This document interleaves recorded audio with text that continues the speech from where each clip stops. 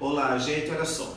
Na continuidade do nosso curso, eu separei este momento justamente para fazer uma revisão de interpretação e compreensão de textos. Johnson, por que não seguir com os conteúdos que faltam? Muitas aulas já estão gravadas, tá certo? É porque nós tivemos um probleminha na hora de salvar as edições, mas já resolvemos e isso aí vai ser solucionado. Olha só. Johnson, por que agora falar de interpretação e compreensão novamente? Eu não sei se é o seu caso, mas eu recebi mais de 1000 mensagens dizendo o seguinte: Johnson, a parte de gramática eu tenho algumas dificuldades e tal, mas depois da aula, o que eu erro, eu consigo entender, facilmente o porquê que eu errei, eu consigo entender as questões. Algumas vezes eu pergunto a você me esclarece e tal. Agora, a parte de interpretação e compreensão de textos, eu assisto às videoaulas, quando eu vou para as questões, eu acho que uma questão está correta, assinalo, e quando percebo o gabarito diz que está errado, e aí o que é que eu devo fazer? Olha só, gente, eu separei este momento justamente para falarmos acerca desse assunto. Olha só, primeira dificuldade, primeiro problema da interpretação e compreensão de textos, já é a questão do aluno pensar, a maioria dos alunos, acha que é a parte mais fácil da língua portuguesa. Porque muita gente acha que não precisa estudar para interpretação e compreensão de textos. Então a dificuldade já parte desse princípio aí. Porque quando a gente acha que é fácil, a gente não estuda. A gente acha que é só pegar um texto, olhar para ele, ver o que a questão está pedindo e responder. E não é bem assim.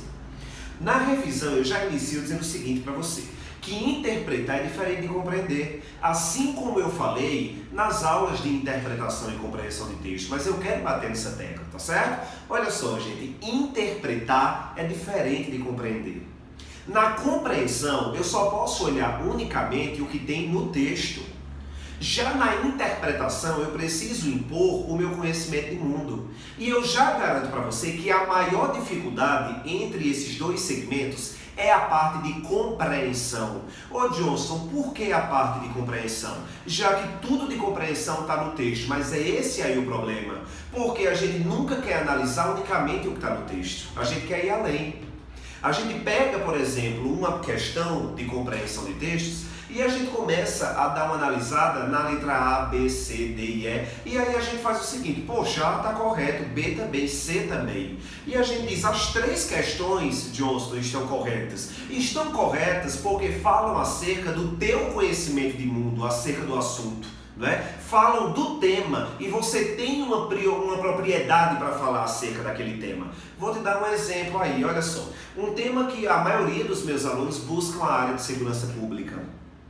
Então a gente pega, por exemplo, uma charge, a gente pega um texto sobre segurança pública, o aluno tem um conteúdo bastante apurado sobre esse assunto. Então o aluno acaba se envolvendo. Então as questões elas vão além do que o texto traz.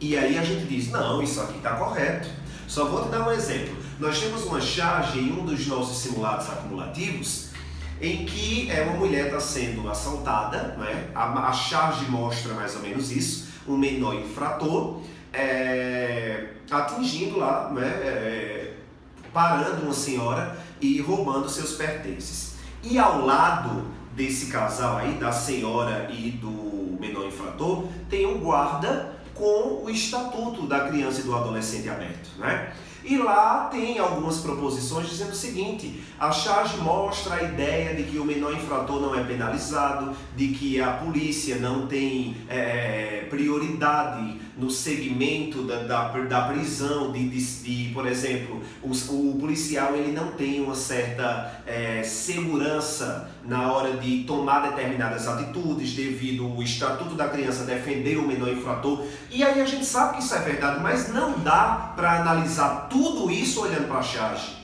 Vocês estão conseguindo entender? Eu acabei me atrapalhando um pouquinho na hora de explicar, mas eu vou retomar para ficar mais claro.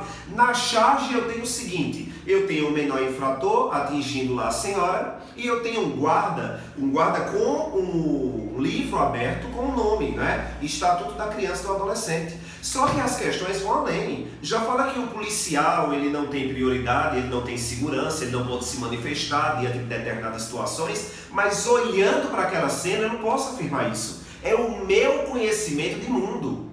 Então a gente tem que ter muito cuidado nas questões de compreensão, porque eu leio a letra A, tá correto, a letra B também, a letra C também. Então tem alguma coisa errada, porque não pode ter 2, 3, 4 gabaritos. O que acontece ali é que em algumas alternativas o autor, quem elaborou aquela prova, quem elaborou aquela charge, aquela questão, colocou conhecimento de mundo. E eu não posso confundir compreensão com interpretação.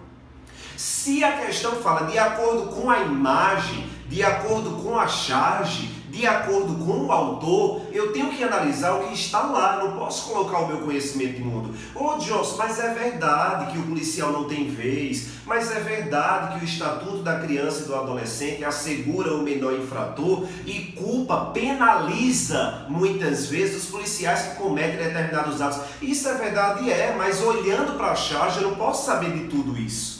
Então eu tenho que separar a parte de interpretação e compreensão. Outro ponto importante que eu queria trazer neste vídeo, gente, é o seguinte, para conseguir compreender e interpretar o texto, eu não posso fazer leitura apenas uma vez, não é? Então, o básico de interpretação é fazer leitura, não é? Muita gente diz, Johnson, mas é porque isso é tão infantil, ler a gente sabe que precisa, porque você não faz? Não é? Muita gente quer treinar questões de gramática. Agora eu faço uma pergunta para você. Quantas vezes você pegou um texto para interpretar em casa? A gente tem preguiça. Agora a gente quer pegar uma prova de concurso vestibular e fechar a parte de interpretação e compreensão. Muita gente chega para mim e diz, John, você tem uma dificuldade em interpretar e compreender texto. Claro, você faz isso uma vez no ano.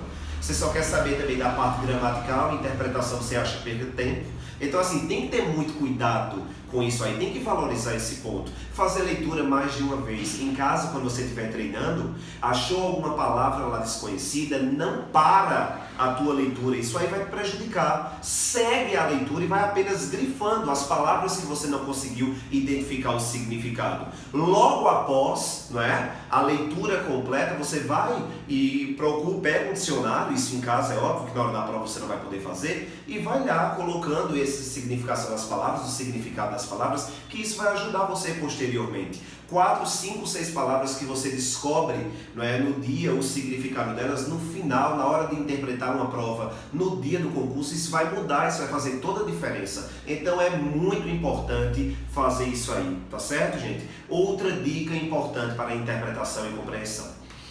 Muita gente fica meio que traumatizado quando pega um texto grande. E, gente, isso é uma dica de ouro. Prestem atenção no que eu vou falar para vocês. As bancas hoje, elas são tão inteligentes que elas analisam muita coisa. Vocês já devem, ter ouvido falar de algum professor e tal, que muitas vezes uma questão grande, ela é muito simples, e é verdade. Corram daquelas questões pequenininhas, onde a gente acha, essa aqui é muito fácil. Não, é muito direto, talvez. A questão é muito direta, é papufo, sabe ou não sabe. Isso é bom, Johnston? É. Mas na área de interpretação e compreensão de textos, se o texto é muito grande, não corra dele. Muitas vezes o que a banca quer testar é a tua paciência diante daquele contexto. E, por exemplo, na área policial, para quem vai fazer vestibular, na área médica, paciência é algo fundamental. A gente precisa ser ágil em determinadas situações, mas a gente não pode querer dar 8 passos, quando a gente só poderia dar 2. Então tem que ter muito cuidado. Muitas vezes uma questão grande requer apenas paciência, a questão é muito simples. Então é ter cuidado com isso também, tá certo? No próximo vídeo eu vou falar para vocês partes, palavras que hoje as bancas estão utilizando e em que os alunos param assim e dizem, poxa, o que é que a banca está pedindo com isso? São alguns termos meio que novos que já são utilizados há muito tempo pelas bancas de literatura e hoje estão também aí presentes nas bancas de concursos. Na hora de interpretar e compreender, as bancas pedem alguns termos em que o aluno sabe interpretar, sabe compreender, mas em relação a esses termos não consegue. Ou seja, não consegue identificar o que é que as bancas estão pedindo. Então no próximo vídeo nós vamos ver esses recursos linguísticos que muitas vezes dificultam na hora de interpretar e compreender. Abraço e até daqui a pouco.